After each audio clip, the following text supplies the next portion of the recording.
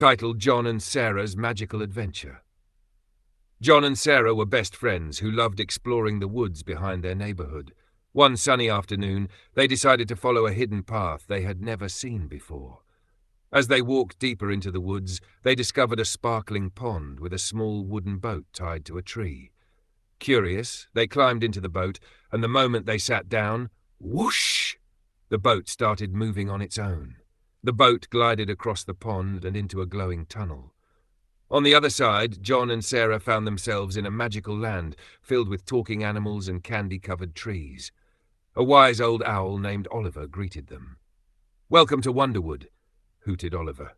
"The candy crown has been stolen by the mischievous Wind Goblin, and without it, our land's magic will disappear.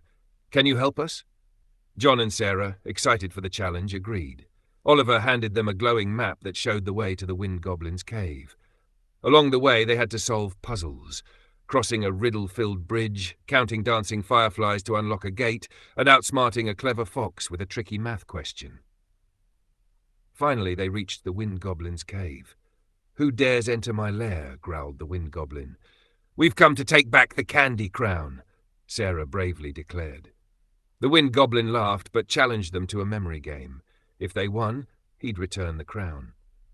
John and Sarah worked together, remembering the glowing symbols that appeared in the air. With teamwork and focus, they won the game. Grumpy but impressed, the Wind Goblin returned the candy crown. John and Sarah raced back to Wonderwood, where Oliver placed the crown on its pedestal. Instantly, the trees glowed brighter, flowers bloomed, and laughter filled the air. "You've saved Wonderwood," Oliver cheered. John and Sarah climbed back into the wooden boat, which carried them home just in time for dinner. As they sat down to eat, they smiled at each other, knowing they had just shared an adventure they'd never forget. The end.